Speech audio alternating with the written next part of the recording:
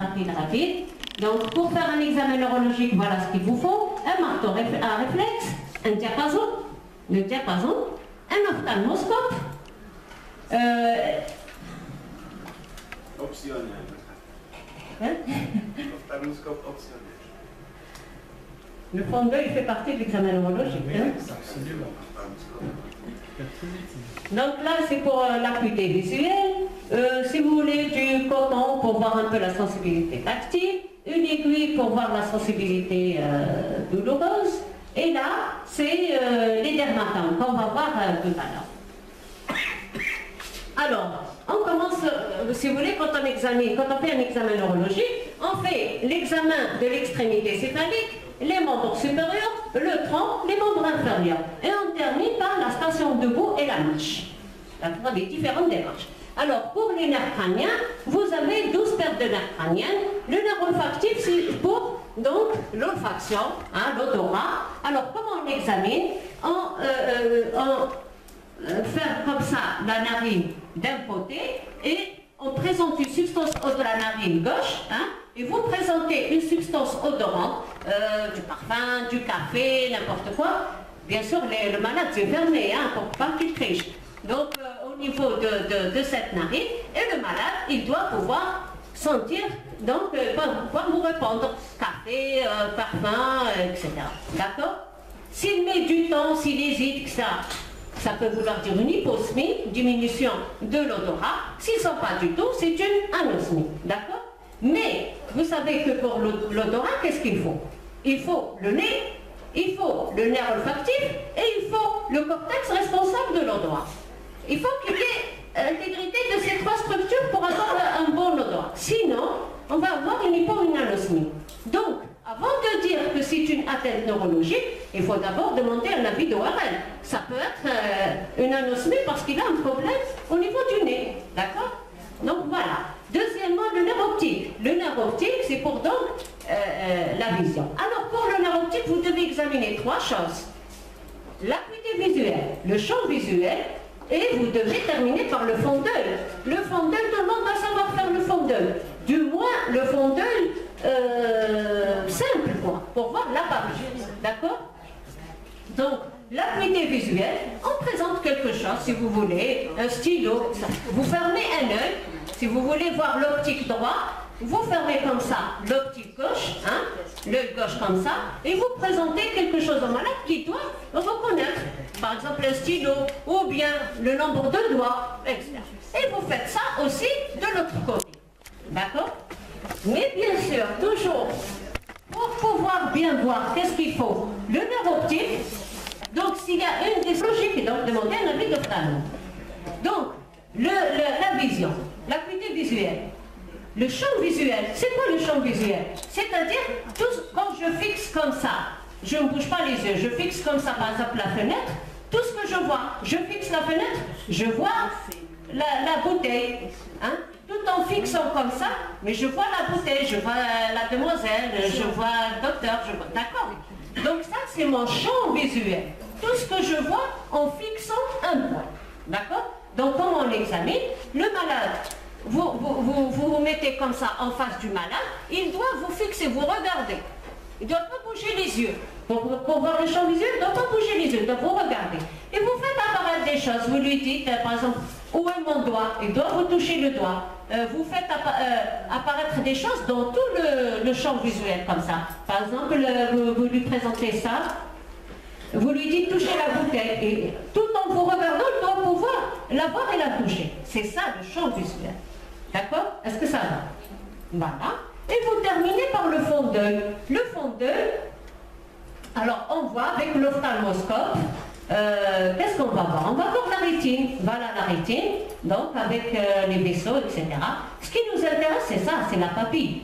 La papille, donc regardez la papille qui est d'une coloration un peu blanc-rosé comme ça, et surtout elle est bien entourée, regardez le pourtour. Et là, regardez un œdème papillaire. Un œdème papillaire, regardez, on voit, c'est comme une espèce de lumière comme ça. C'est pas le pourtour, regardez, c'est pas bien tracé, etc. Ça, c'est un œdème papillaire. D'accord? Ça veut dire qu'il y a, pardon, Ah, pardon, oh là là. Voilà, regardez donc la papille, la rétine, c'est ce qu'on voit donc quand on va avec l'ophtalmoscope. Et là, vous regardez la papille, elle est d'une coloration blanc-rosé bien entourée. D'accord? Bien entourée. Et là, regardez le dème. La papille, on dirait, elle n'est plus délimitée, elle n'est plus visible, je dirais une lumière comme ça qui sort de la rétine et les pourtours ont complètement disparu. Ça signe un œdème papillaire. Donc, le fond d'œil, vous devez savoir faire un fond d'œil. C'est pas sorcier, croyez-moi.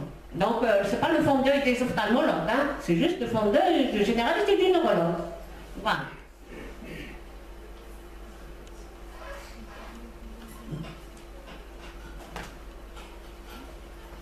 Donc, ça c'était l'examen du 2, l'acuité visuelle, le champ visuel et le fond d'œil. Et je répète encore, par exemple pour le champ visuel, avant de dire qu'il y a des amputations du champ visuel, il faut voir si ce n'est pas l'œil qui est touché. Donc, il faut toujours compléter l'examen du champ visuel, que ce soit de toute façon une atteinte neurologique ou une atteinte ophtalmologique, par l'examen avec l'appareil de Goldman, ce qu'on appelle l'appareil de Goldman, qui va vraiment nous montrer le champ visuel avec les différentes amputations. Voilà donc pour ce qui est du 2. Ensuite, on va examiner l'oculomotricité en même temps, c'est-à-dire la troisième paire crânienne, le nerf moteur oculaire commun, la quatrième paire crânienne, le pathétique, et la sixième paire crânienne, le nerf moteur oculaire externe. En même temps, c'est des nerfs qui permettent de faire bouger l'œil, ce qu'on appelle l'oculomotricité. Donc, pour le nerf moteur oculaire commun, le 3, la troisième paire crânienne,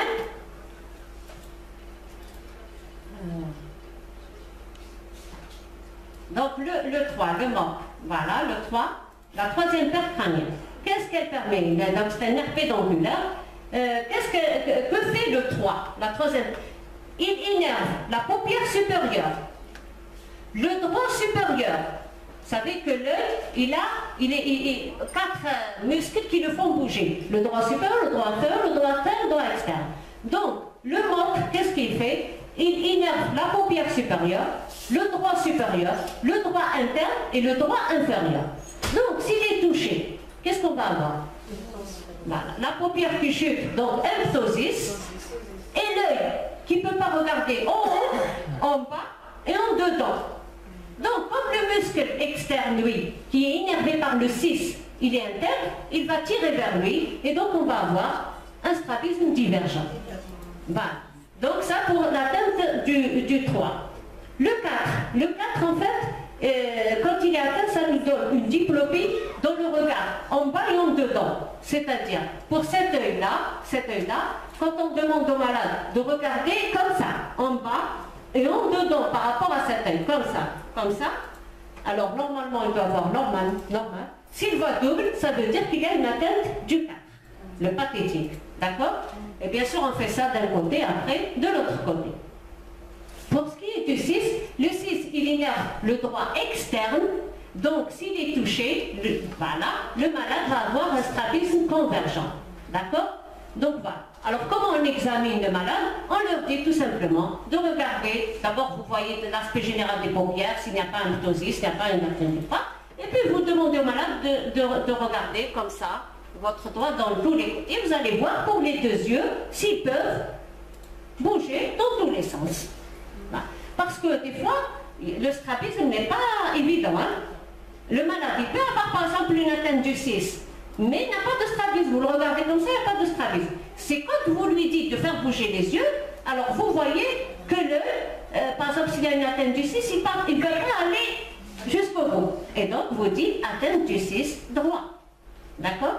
Donc voilà pour ce qui est de l'oculomotricité. Est-ce que ça va? Je continue. Voilà. Donc ça c'est pour l'oculomotricité.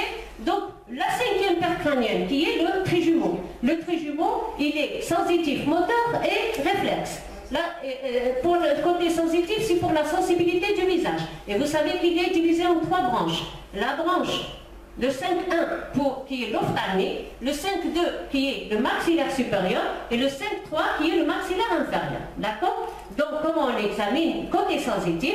Vous faites passer comme ça, vous effleurez, hein, comme ça, des deux côtés, comme ça, et vous voyez si le malade sent bien. S'il ne sent pas bien, s'il vous dit par exemple, quand vous faites passer comme ça, il vous dit là, je ne sens pas bien. Alors vous dites qu'il y a une atteinte du 5, regardez bien, s'il se passe le 5, 2, droit. 5, 2, droit, c'est-à-dire cette partie-là. D'accord? Voilà donc pour ce qui est de la partie sensitive. La partie motrice, vous savez que le 5, il innerve les muscles masticateurs, c'est-à-dire les masséters, les temporaux, les ptérygoïdiens. Donc pour l'examiner, comment vous faites? Vous dites au malade de serrer les dents, ou bien vous mettez un abaisse-langue entre les dents et vous lui dites de serrer. Et vous allez voir ici, ça bien contrasté. Vous touchez carrément ici et ici les temporaux et vous allez voir qu'ils sont bien contractés. Ça veut dire qu'il y a donc un bon, si vous voulez, 5 moteurs, le 5 moteurs. Et vous terminez pour la 5e paire crânienne par rechercher le réflexe cornéen. Comment? Vous prenez un bout de coton, hein, et vous essayez de toucher la cornée. Normalement, on doit avoir un clignement avec un armoire. S'il n'y a pas de clignement à l'armoire, vous avez beau toucher, ça veut dire qu'il y a abolition du réflexe cornéen et donc une atteinte du 5. Voilà pour ce qui est du 5, sensitif, moteur et réflexe. On passe à la 7e paire crânienne. La 7e paire crânienne, c'est le nerf facial. Qu'est-ce qu'il innerve? Il innerve les muscles poussés du visage, les muscles de la peau du visage. Et donc son atteinte, elle va se traduire par une paralysie faciale. Paralysie faciale périphérique.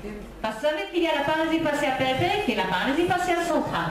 Donc la paralysie faciale périphérique par atteinte du nerf facial. Comment vous allez la voir? Le malade, il a, voilà, regardez ce qu'il a. Il a une disparition des rides frontales. Hein? Il a l'œil qui ne se ferme pas. Regardez, quand on lui demande de fermer les yeux, celui-là se ferme, celui-là, il ne se ferme pas. Et regardez comment il regarde. En haut et en dehors. C'est ce qu'on appelle le signe de Charles Bell. Donc, abolition des rides frontales.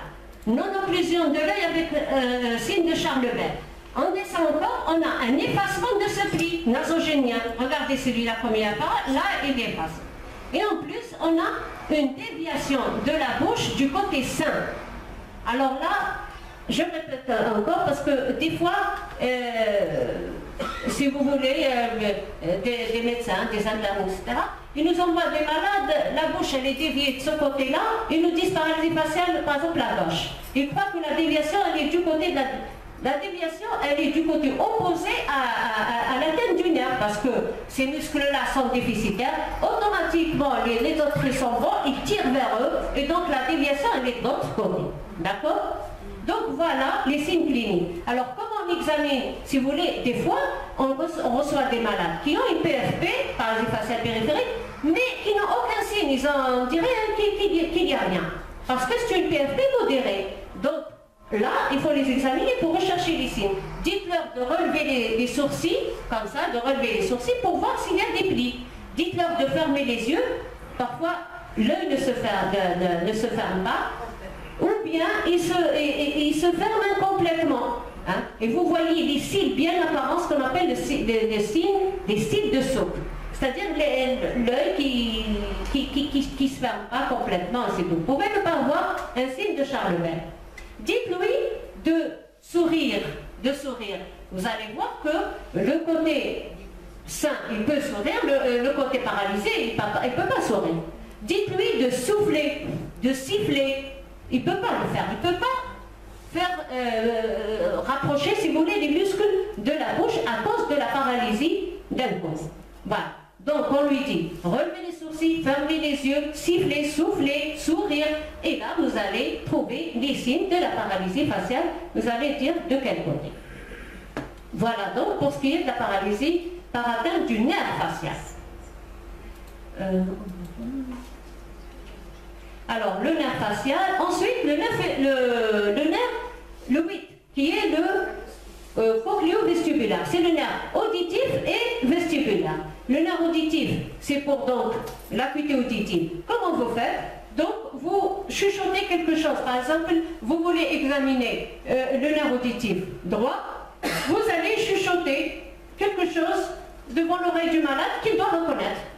Dire un nom ou un mot, etc., que le malade doit reconnaître. Ou bien on fait carrément ça, des fois, devant l'oreille du malade, et il vous dit s'il entend ou pas. D'accord? Faites ça d'un côté, de l'autre. On peut avoir une baisse de l'acuité auditive, donc une hypoacousie, ou carrément une surdité. Alors là, si c'est une surdité, il faut voir si elle est de transmission, ou si elle est de perception. Là.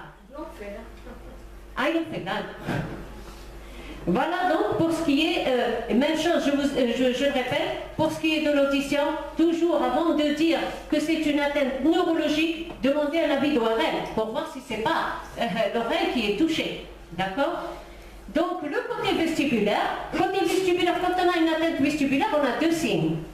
Le vertige et un signe subjectif, c'est-à-dire qu'on ne peut pas voir que le malade ramène, c'est le vertige. Et un signe objectif que vous allez objectiver à l'examen, déséquilibre ou surtout le nystagmus.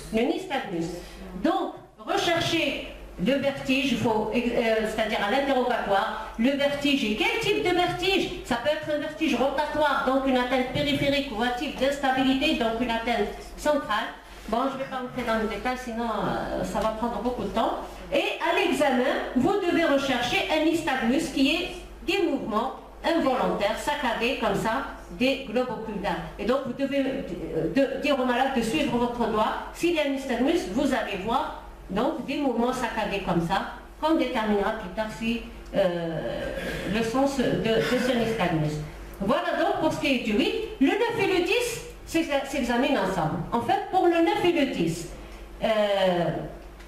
il y a donc le glossopharyngé et le pneumo gastrique. Il y a déjà un signe, si vous voulez, subjectif. Demandez au malade s'il n'a pas de trouble à la déglutition, s'il n'y a pas le reflux, des fois des reflux par le nez, etc. Ça, c'est déjà un signe pouvant dire qu'il y a une atteinte du 9 et du 10. Et déjà, en entendant parler, vous pouvez trouver une voix nasonnée. La voix nasonnée, on dirait qu'il parle avec le nez. Et ça peut vouloir dire aussi une atteinte du 9 et du 10. Donc, voix nasonnée et des troubles de la phonation de la déglutition. Après, en examinant, vous dites au malade d'ouvrir la bouche, de dire un A. Alors, je vous entraîne. Voilà. Vous lui dites d'ouvrir la bouche, de dire A. Et là, du côté paralysé, vous remarquez que le voile du palais est la luette. Le voile du palais, donc, il est abaissé du côté atteint. Là, il peut se relever avec la déviation de la luette, ce qu'on appelle le signe du rideau. D'accord? Et là, il est paralysé, il ne peut pas se relever. D'accord? Et enfin, vous terminez avec, vous recherchez le réflexe du voile, ou le réflexe nauséeux. C'est-à-dire avec un abaisse-langue, vous essayez de toucher l'arrière-langue. Et donc, normalement, on a un réflexe nauséeux. On dirait qu'on va vomir. D'accord? Et donc là, s'il n'y a pas ce réflexe, ça veut dire qu'il y a une atteinte du 9 et du 10. Voilà comment on examine tout simplement le 9 et le 10. Vous dites au malade de dire, vous voyez le voile du palais, et vous recherchez le réflexe nauséeux. Voilà.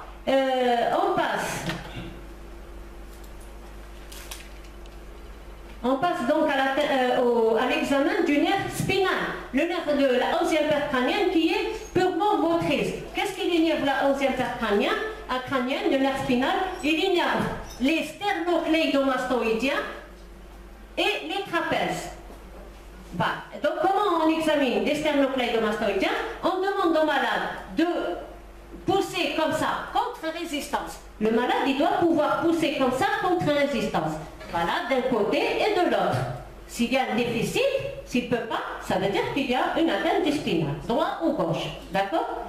Et pour le trapèze, vous dites au malade de relever les épaules contre résistance. C'est-à-dire, il relève les épaules, vous essayez de les faire baisser.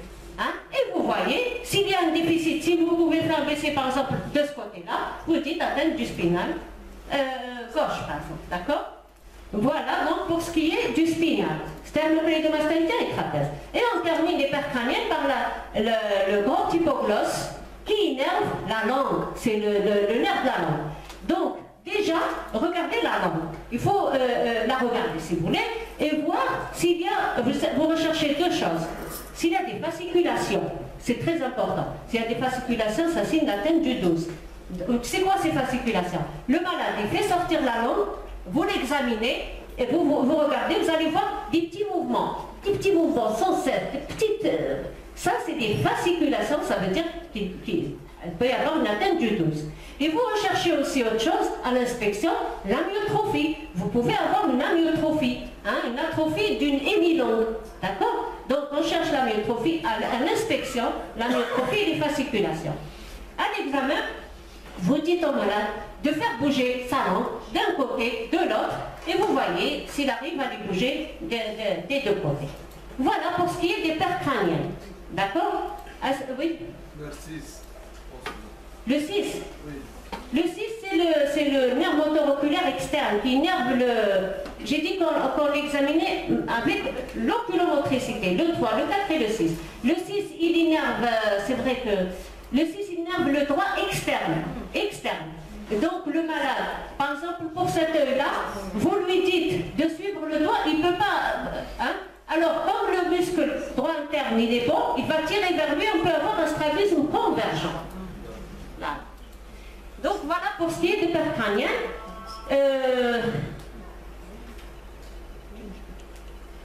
Après les pertes crâniennes, on descend et on trouve les membres supérieurs. Les membres supérieurs, qu'est-ce qu'on examine? Dans les membres supérieurs et les membres inférieurs, vous examinez la motricité, la sensibilité, les réflexes et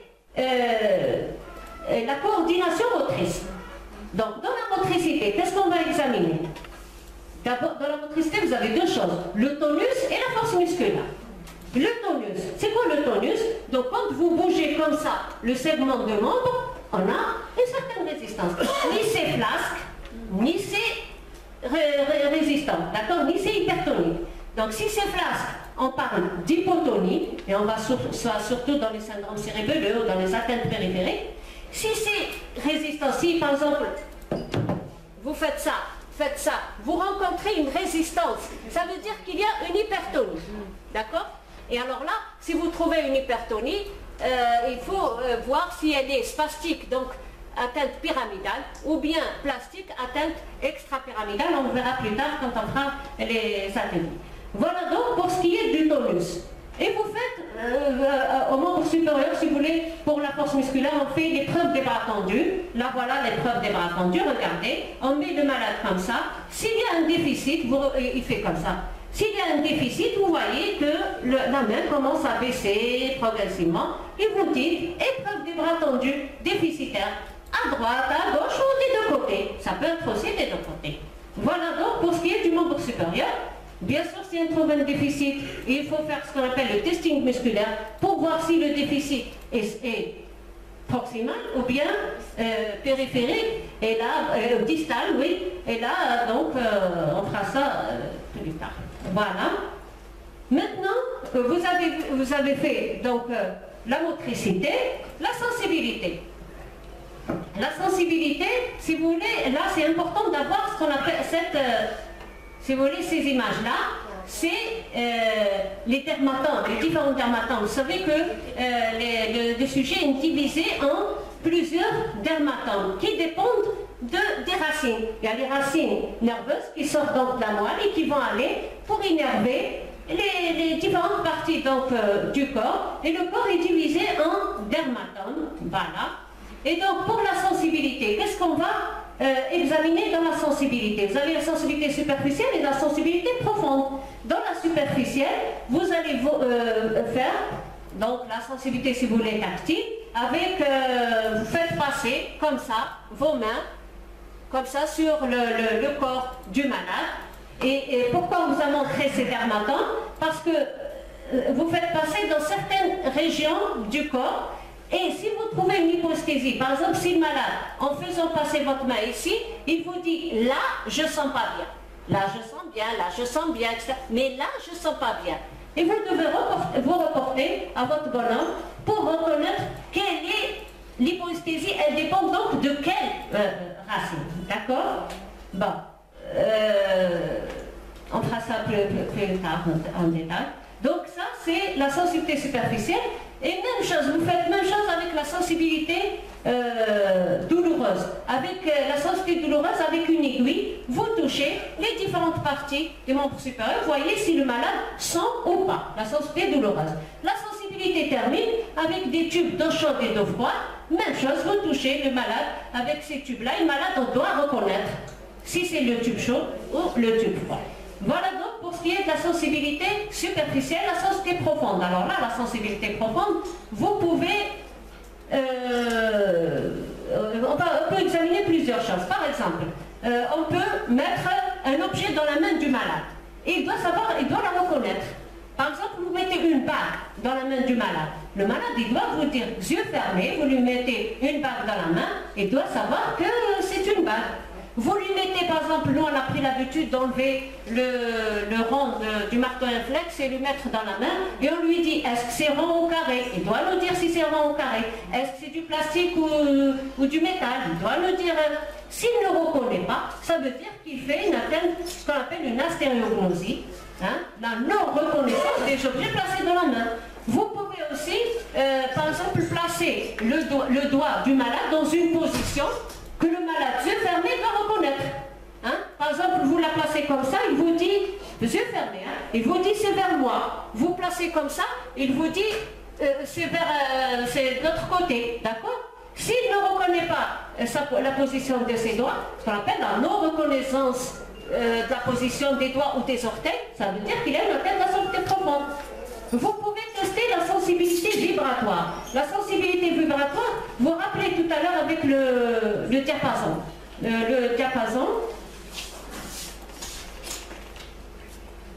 Voilà le diapason. Le diapason. Le diapason, il a une tige et deux feuilles comme ça, métalliques. Qu'est-ce qu'on fait? On prend le diapason, on imprime un mouvement comme ça sur les feuilles, sur les deux feuilles là, et on met la tige, regardez. Voilà. Voilà donc un diapason. On prend le diapason, on imprime comme ça, ça va vibrer. Et vous mettez la tige, vous imprimez comme ça, et vous mettez la tige sur une surface osseuse. Par exemple ici, même la mastoïde, même la malléole en bas. Et vous, normalement, si on fait ça et qu'on met, on doit sentir les vibrations. Si on ne sent pas les vibrations, ça veut dire que là, on atteint la sensibilité vibratoire et donc la sensibilité profonde. Donc vous voyez qu'il y a plusieurs manières de tester la sensibilité profonde. Vous pouvez même tester chez les gens qui savent lire et écrire la graphesthésie, c'est-à-dire écrire les malades yeux fermés, il doit reconnaître les choses écrites sur la main. Par exemple, les yeux fermés, vous dessinez un 0, ou bien un 3, il doit le reconnaître. D'accord? Donc voilà différentes manières de tester la sensibilité profonde en membre supérieur.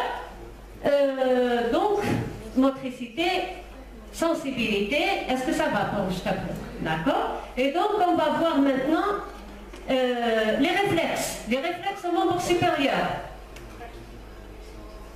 Au membre supérieur. Alors, regardez les réflexes au membre supérieur. Alors, regardez, le réflexe bicipital. Donc, avec le marteau, on tape sur le tendon. Vous mettez votre doigt sur le tendon du biceps et vous tapez avec le marteau. On met ça. Alors, pour les réflexes, le malade doit être complètement relâché. Soit couché, complètement relâché, les membres comme ça, complètement relâchés, soit assis, les membres, mais vous devez sentir que le malade est relâché. Sinon, vous allez avoir de faux résultats. D'accord? Donc, le biceps, vous mettez votre doigt comme ça sur le tendon du biceps et vous tapez sur votre doigt. Et normalement, on doit avoir une flexion de l'avant-bras sur le bras. Le triceps, vous prenez comme ça le bras du malade, vous tapez sur le tendon du triceps et on doit avoir une extension d'avant-bras sur le droit. Le stylo radial, vous tapez sur ici, voilà, et on doit avoir une flexion de la main sur le poignet, et même le cubitopronateur, vous tapez comme ça sur le tendon des pronateurs, et on doit avoir cette flexion de la main sur le poignet. Voilà comment on cherche les réflexes ostéotendineux en membre supérieur, tout simplement. Voilà. Donc, on a terminé avec les réflexes, et on termine les membres supérieurs en faisant en examinant la coordination motrice.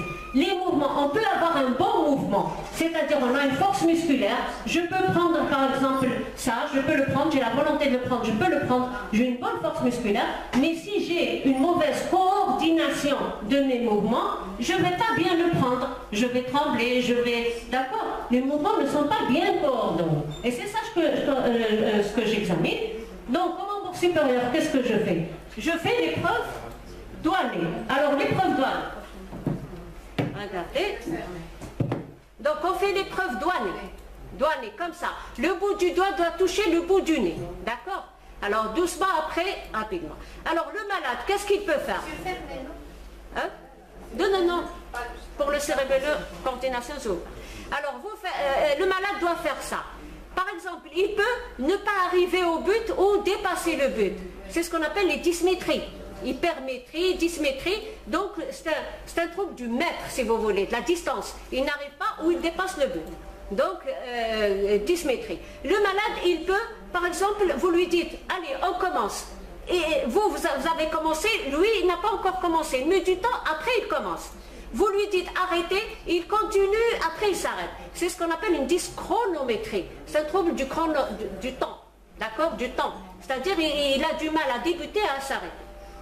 Donc le malade, il peut faire aussi ce qu'on appelle une asynergie. C'est quoi la synergie? C'est l'impossibilité de faire deux mouvements simples l'un après l'autre. Par exemple, je lui dis de faire doigt-nez, doigt-lobule de l'oreille. Doigt-nez, doigt-lobule de l'oreille. Donc là, ce sont doigt-nez, c'est un mouvement élémentaire. Doigt-lobule de l'oreille, mouvement élémentaire. Mais si je lui dis de faire, là il peut le faire, là il peut le faire. Si je lui dis de faire l'un après l'autre, il ne va pas pouvoir le faire, il va nous faire n'importe quoi. Et donc ce qu'on appelle la synergie. Et enfin, on peut avoir la diadococinésie. C'est quoi la diadococinésie? L'impossibilité de réaliser des mouvements alternatifs rapides. Alternatifs, c'est-à-dire d'un côté de l'autre, un côté de l'autre. Soit ça par exemple. D'accord? Donc on lui dit de faire, si vous voulez, l'épreuve des marionnettes. Hein? Normalement, rapidement, il peut pouvoir le faire. Et là, si vous voulez, le cérébelleux, celui qui fait des problèmes de coordination motrice, il va vous faire n'importe quoi quand vous lui dites de faire ça rapidement. Et c'est ce qu'on appelle l'impossibilité de réaliser des mouvements alternatifs rapides, c'est la diadococinésie. Voilà comment tester l'épreuve des marionnettes. Voilà. Donc j'ai terminé pour le membre supérieur. Pour le tronc, on descend. Le tronc, vous allez tester deux choses. La sensibilité et les réflexes cutanés abdominaux. La sensibilité, vous prenez quelque chose de pointu, une aiguille, et vous commencez à toucher. Regardez tout à l'heure le bonhomme que je vous ai montré tout à l'heure. Les dermatomes, voilà.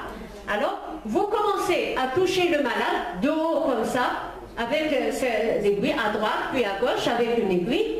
Et là, s'il fait ce qu'on appelle un niveau sensitif, c'est-à-dire un niveau, ils ne sont plus. Alors, il va vous dire, par exemple, là, je sens pas. Donc là, c'est là où il commence à ne pas sentir. C'est le niveau sensitif.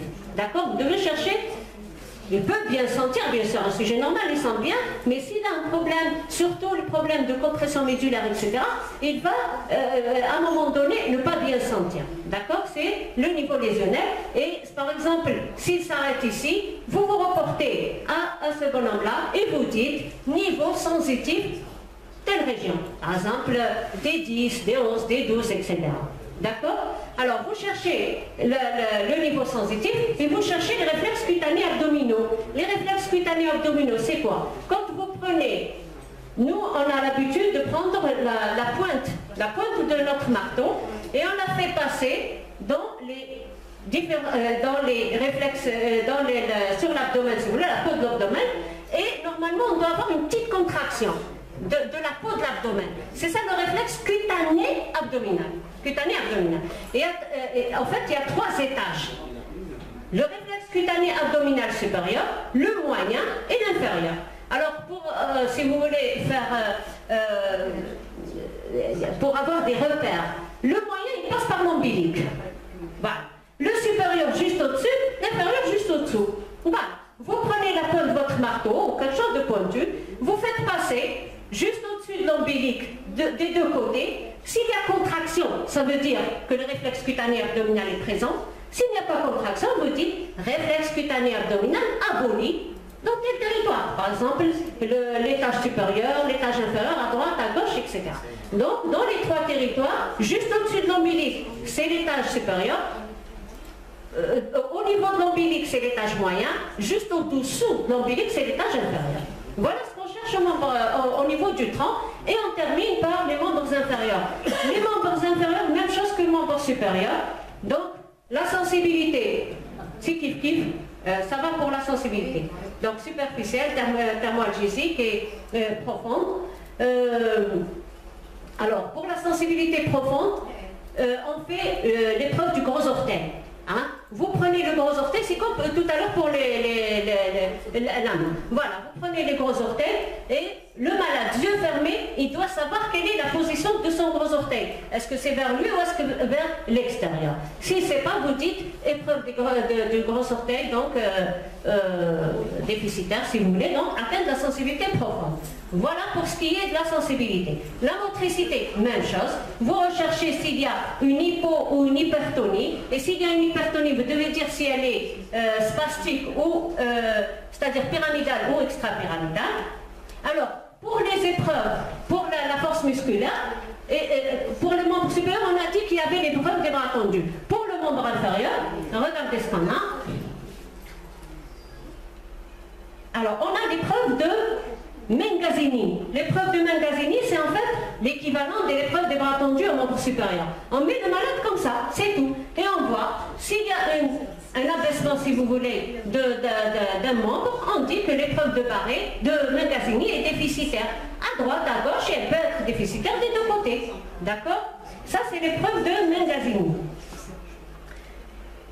Et ça, c'est l'épreuve de Barré. L'épreuve de Barré, on met le malade comme ça. Et regardez, par exemple, il a cette chute de son membre droit. Regardez, ça commence à chuter. Donc, c'est un Mengazini déficitaire à droite. D'accord? Il peut faire d'un côté, il peut faire des deux côtés. Hein? Bah. Donc, voilà les deux manœuvres qu'on fait pour la motricité. Donc, rechercher le tonus musculaire et les épreuves de Barré-Mengazini. Donc, on a fait la sensibilité, la motricité, les réflexes. Alors, les réflexes au membre inférieur, regardez, les réflexes, on a deux réflexes ostéotendineux et un réflexe cutané, le réflexe cutané plantaire.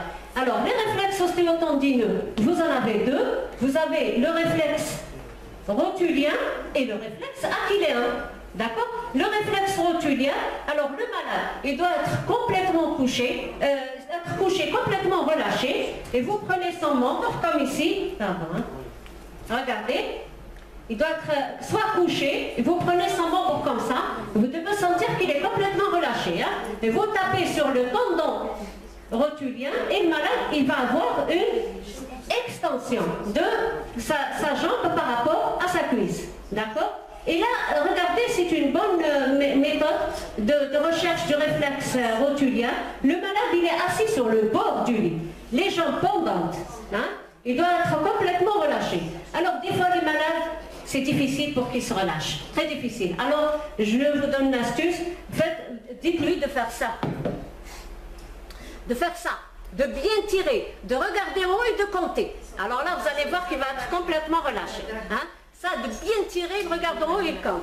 Et là, parce que c'est très difficile qu'il se relâche, surtout au membre inférieur. Et donc, vous tapez sur le tendon rotulien, vous allez avoir une extension de la jambe par rapport à la cuisse. Pour le membre inférieur, regardez, malade couché, vous prenez son pied, vous tapez sur le tendon, et vous allez avoir une flexion plantaire du pied. Ou bien, assis comme ça, le pied complètement à l'extérieur, vous tapez et vous allez avoir une flexion plantaire. Voilà donc pour les réflexes ostéotendineux au membre inférieur. Et vous terminez par le réflexe. Le réflexe, alors on ne dit pas Babinski positif ou Babinski négatif, ça n'existe pas. Si on a un Babinski, c'est que c'est pathologique. Donc on dit cutané plantaire. Donc là on est en train de rechercher le réflexe cutané plantaire. Comment on le recherche? Vous faites passer quelque chose de pointu, hein, le long du bord externe du pied, hein, de la plante du pied, jusqu'à la base de la plante du pied, jusqu'à la base du gros orteil. Hein. Vous faites ça. Imaginez ça, c'est le pied, la plante du pied, la base des orteils, du gros orteil. Vous prenez la pointe, hein, vous faites passer comme ça, le bord externe, comme ça, jusqu'à la base des orteils, la base du gros orteil. Et normalement, on doit avoir une petite flexion. Des fois, on n'a rien, hein. Ça ne veut pas dire qu'il y a pathologie. On dit cutané plantaire indifférent, ça ne veut rien dire. D'accord? Ou on peut avoir une flexion. Si on a une extension, hein, une extension du gros orteil, comme dans la photo, une extension, ça veut dire qu'il y a signe de Babinski. Donc c'est pathologique. Non, on dit cutané plantaire en extension et donc signe de Babinski. Parfois, on peut avoir même, regardez, une extension avec les orteils qui s'écartent comme ça. On dirait un éventail. Et on dit justement le signe de l'éventail. Donc signe de Babinski avec signe de l'éventail. Voilà donc pour ce qui est du cutané plantaire. Et est-ce que ça va jusqu'à présent? Ça va. Je termine par la coordination. Comme on a fait au membre supérieur, on fait au membre inférieur, je cherche la coordination aux membres inférieurs. Comment je fais? C'est l'équivalent de l'épreuve douanier au membre inférieur. Qu'est-ce que je fais? Le malade, il prend son talon, il le met sur le genou, il descend le long de la jambe, arrivé en bas, et il refait. C'est comme s'il faisait ça. D'accord? Et il refait, d'accord? Il peut faire, comme pour l'épreuve douane, une dysmétrie, c'est-à-dire il n'arrive pas au but, il dépasse le but. Il peut faire une dyschronométrie, il ne commence pas en même temps que vous, il ne s'arrête pas en même temps que vous. Il peut faire un tremblement, par exemple. Hein, et le tremblement, vous savez que c'est un signe de manque de coordination motrice. C'est l'épreuve talon-genou comme l'épreuve douanier au membre supérieur. Est-ce que ça va? Et vous terminez toujours par la station debout et la marche. La station debout, c'est très important. Parfois, le malade, il ne peut pas se tenir debout. Vous lui dites de se tenir debout, pieds joints, il ne peut pas. Il est obligé d'élargir son polygon-sustentation. Sinon, il tombe. C'est-à-dire, il écarte les jambes, c'est ce qu'on appelle l'élargissement du polygon-sustentation et ça signe une atteinte cérébelleuse. D'accord? Donc, la station debout, c'est important. Et alors là, la marche, c'est très important. Pourquoi? Des fois, quand vous voyez quelqu'un rentrer, ou bien dehors, marcher, il suffit de voir comment il marche, vous avez le diagnostic, c'est pas la peine d'examiner. Par exemple, quelqu'un qui vous fait un dandinement, il marche comme ça. On dit une démarche dandinante ou en canard, c'est comme si un canard qui marche, voilà. Il fait comme ça, comme ça. Ça veut dire qu'il a une atteinte des muscles de la ceinture pelvienne, et ça vous oriente plutôt vers les atteintes musculaires, les myopathies. Des atteintes musculaires. Donc il marche comme ça et dandine. Vous pouvez avoir un autre type de marche. Par exemple, il marche, regardez bien, il fait ça, ça. Stépage, un stépage. Ça veut dire qu'il a, vous voyez quelqu'un dehors marcher comme ça, vous êtes sûr qu'il fait périphérique. C'est une atteinte donc des muscles distaux et donc une atteinte du système nerveux périphérique. D'accord? Vous avez un malade qui marche comme quelqu'un qui a bu. C'est une démarche ébrieuse et ça signe l'atteinte cérébelleuse. D'accord? Vous avez un malade, par exemple, qui marche, vous entendez ses talons. C'est une démarche talon-monte. Ça veut dire qu'il a une atteinte de la sensibilité profonde. Une démarche talon-monte. Vous entendez ses talons. D'accord? Vous avez quelqu'un, par exemple, qui marche comme ça, il est comme ça, il marche comme ça. Parkinsonien, c'est une démarche à petits pas. Et ça veut dire qu'il a une atteinte donc extrapyramidale, enfin une démarche parkinsonienne. Vous avez un malade qui marche en faisant comme ça, des demi-cercles, comme ça, un demi-cercle si vous voulez. Hein? C'est une démarche fauchante, ça veut dire qu'il y a une hémiparésie, ça veut dire que le malade a fait par exemple un accident vasculaire qui a laissé une hémiparésie et donc le malade, il s'appuie sur ce membre et il ramène l'autre membre paralysé, ça vient de la faux, le mendel. Voilà. Donc voilà, je crois que je fais le tour sur les différentes démarches et je vous remercie. Merci.